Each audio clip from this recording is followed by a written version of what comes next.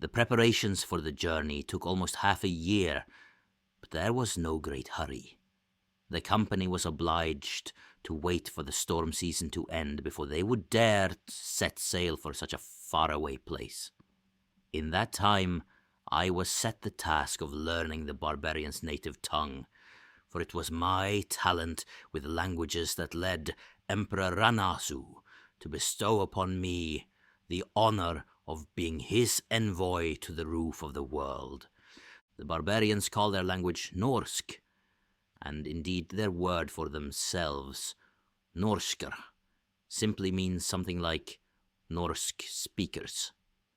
It is an old language, long unchanged, and in their homeland it has many dialects which are unique from one another, but all mutually intelligible.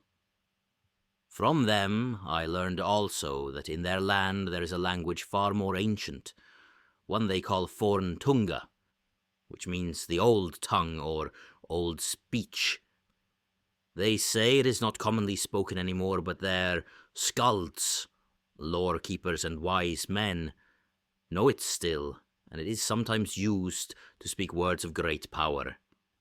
This powerful speech, which they call Galdr, seems to be some kind of wizardry. Of this they would speak no more, as they are not over fond of magic.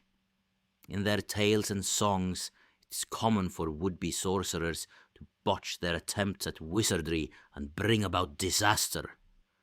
As a result, most Norsker harbor a deep distrust of magic, or more accurately, people who would use it. I had spent considerable time at the docks, observing the preparations of the company's ship. Ostensibly, the first and only Norsker ship built among the Rassenna, the Ulfskar, wolf's tail in the old tongue, was different than the ships the barbarians had first arrived in. The Ulfskar was not as long and was significantly wider, had more than one sail and far fewer oars. The differences, I was told, were due to this type of ship being built to carry more cargo and require a much smaller crew. Two attributes which made it far more suited to the company and their purposes than a longship. The journey that had brought the Norsker to the shores of the Empire had been nearly 2 years in length, but during the preparations the barbarians had informed me that this was because they had travelled in a haphazard and random way for much of the time, stopping to investigate islands and travelling up rivers into the mainland to explore places they had never been before. In the course of these adventures, they had met many peoples, some of whom were friendly and amenable to trade.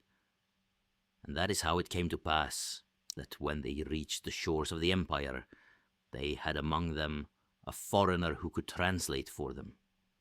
Now, a decade later, they could all speak Rassenari, and they had among them many sons and daughters who could speak both Rassenari and Norsk, as well as the languages of other people who traded or fought with the Empire.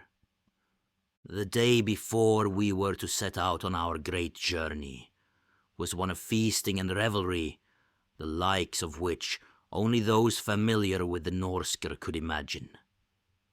In the evening, Arngir had officiated over a series of religious rites which I attended in my role as chronicler. These were conducted on the high cliffs to the west of the city, where the barbarians had erected 2 great timber posts, carved into the likenesses of a man and woman. The chieftain called upon them to accept his offerings and in return grant fair winds and calm waters for his son's long voyage. With these words, the barbarians poured out bottles of fine wine on the ground at the feet of the statues and flung roasted meat and fresh baked bread into huge bonfires they had built for the purpose. From the heights of the cliff, each man flung a bit of gold or silver or some other precious thing, perhaps a rich cloak or fine weapon. I was obliged to join in the ritual as well, as I too would be accompanying them on the journey. I had not known that this would be the way of it, and the only thing of worth I had was a fine gold-hilted dagger given to me by the Emperor himself when he appointed me his chronicler. It pained me greatly, but I would have no part of being blamed for some terrible calamity if such should befall us. I flung the dagger over the cliff's edge along with the rest. The barbarians saw this, and I knew by their widened eyes that they realized what I had gifted to their gods. I knew little about the Norskar or their ways, despite having become fluent in their tongue. Those who had spoken to me at all spoke only as much as was required for the task at hand and no more. But after I made my offering on the cliff tops, things changed.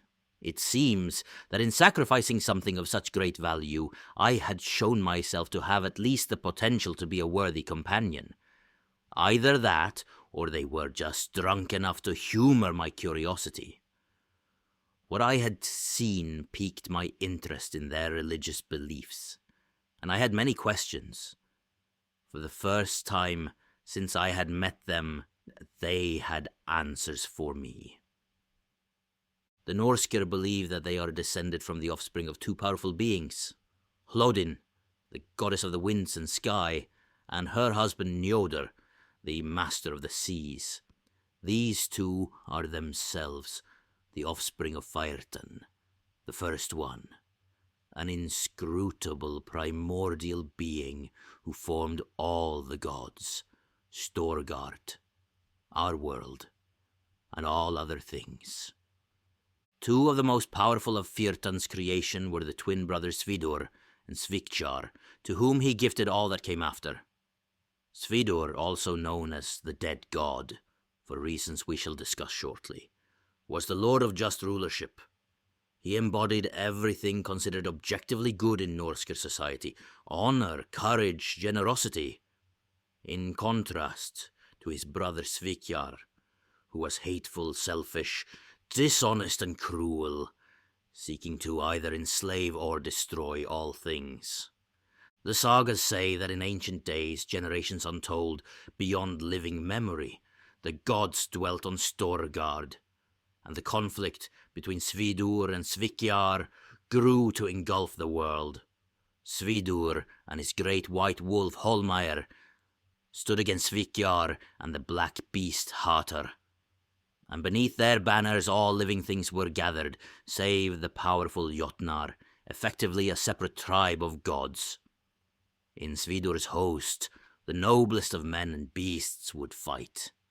Under the influence of the white banner, the loyal children of Njodr would be the strongest and wisest of men, tall, fair, and long-lived. Likewise, the great wolves, hounds, horses, and eagles would be marked by their service to the Lord of just rulership, by stature, intelligence, and strength that set them clearly apart from mere animals. The servants of Svikjar were carrion eaters, and the creeping, crawling things that lived beneath the ground. The reward of the men who flocked to his dark banner was strength and power of a kind as well, but at the price of their humanity. Their bodies were twisted to reflect the nature of their hearts, and they became the Nithingr, the cursed ones. Skraelings, Trogar, Thus, Hundervin, and Vargr. The conflict lasted for winters uncounted, and is regarded as an epoch of history in its own right called the Grimstrid. Many of the tales of Norskir gods still sung by skalds are alleged accounts of this era. Eventually, Svidor triumphed over Svikjar at great cost.